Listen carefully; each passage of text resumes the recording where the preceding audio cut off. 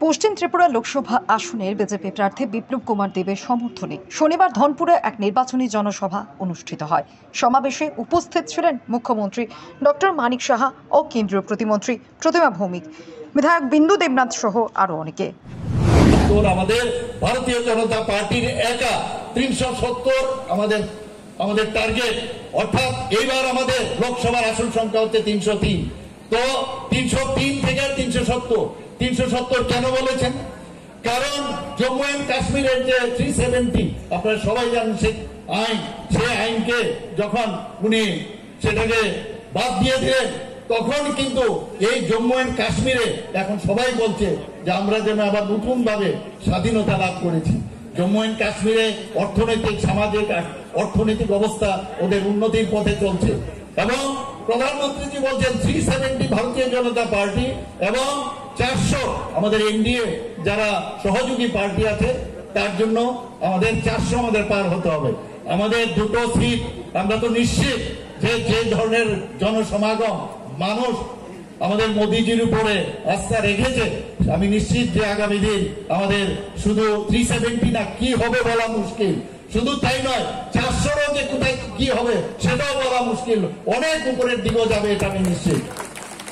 বন্ধুগণ, আপনারা সবাই জানেন যে 2019 সালে কিভাবে প্রধানমন্ত্রীজি এই নর্থ ইস্টের দিকে ওনার লক্ষ্য অ্যাক্ট ইস্ট পলিসি যেটা বলছি যে 2019-এ এনএলএফটির সাথে চুক্তি হয়েছে। 2020 সালে ব্রুরিয়ান শরণার্থী বহু ক্রন্দন আমরা দেখেছি। আগে কমিউনিস্টদের বারবার খালি ওদের জন্য খালি সেই কুম্ভীরাশ্রয় দেখেছি, কিন্তু ভারতীয় জনতা পার্টির সরকার আসার পর 2020 সালে ব্রুরিয়ান শরণার্থী বড় চুক্তি দুটোই হয়েছে। 2021 সালে কার্বি চুক্তি হয়েছে, 2022 সালে আদিবাসী চুক্তি হয়েছে এবং পরে আসাম মেঘালয় যে আন্তঃরাজ্য যে সীমান্ত তারও সেই সীমানা নির্ধারণ চুক্তি হয়েছে।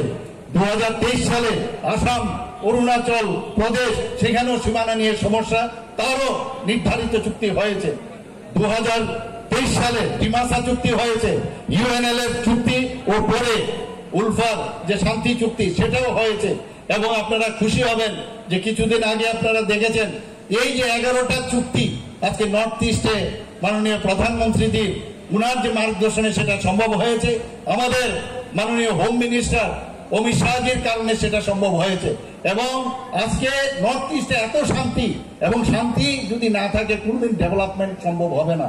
আজকে প্রধানমন্ত্রীজি এই অ্যাক্ট ইস্ট পলিসিতে আমরা সবচেয়ে বেশি লাভবান হয়েছে। বন্ধুগণ, আজকে যাব আমরা মোদিকে ভোট দেব, ডেভেলপমেন্টের জন্য ভোট দেব, আমার নিজের পরিবারের উন্নয়নের জন্য ভোট দেব, আমার ভবিষ্যৎ প্রজন্মকে সুরক্ষিত রাখার জন্য আমরা ভোট দেব এবং মোদি থাকবে, আমাদের যতটা সুবিধা চাই সমস্ত সুবিধা পাবো। আমি আর 2-3 মিনিট আপনাদের কাছে, গত 10 বছরে দেশে প্রমাণ হয়েছে আমাদের কাছে 10 বছরে মোদিজির সরকারের মানুষের জন্য যে কাজ করেছে, কৃষকের জন্য, শ্রমিকের জন্য, যুবকের জন্য, মহিলার জন্য কাজ যে করেছেন তার রিপোর্ট কার্ড মোদিজির কাছে, বিজেপির প্রত্যেকটা কার্যকর্তার কাছে, মানুষের কাছে গিয়ে কথা কওয়ানোর মতো ব্যবস্থা আছে। মানুষের কাছে প্রথম গেলে মানুষ কইতে চান কি পাইছে, যখন আপনি কইবেন পান টান খাইবেন যখন কথা আরম্ভ করবেন গড়টাতে নতুন নতুন লাগে তখন কইব এটা পাইছি। কে দিছে? সরকার দিছে। কোন সরকারে দিছে? তো যেটা চলছে এটা দিছে। বিজেপি মোদী সরকার কয় না। এরপরে যখন কইবেন কে দিছে, মোদীজি দিছে। আমরা 5 কেজি করে চাল পাননি, ও এটাও পাই। আমরা বাতা 3000 টাকা পাননি, ওই এটাও পাই। জলাইছি নি বাড়ি আইছে, শৌচালয় পাইছেন নি? পাইছি। প্রথম যদি জিজ্ঞেস করেন তো কিচ্ছু পাইছি না, প্রথম জিজ্ঞেস করবো কিচ্ছু পাইছি না। যখন প্রত্যেকের আস্তে আস্তে জিজ্ঞেস করবেন অন্তত 6-7টা স্কিমের সুবিধা প্রত্যেকটা মানুষ পাইছে। মানুষের দোষ নাই। মানুষ মনে করে বিজেপির মানুষ আইসে জিজ্ঞেস করতো না জানি বন্ধ করে দেয় না, আগামী দিন জানি দিত না।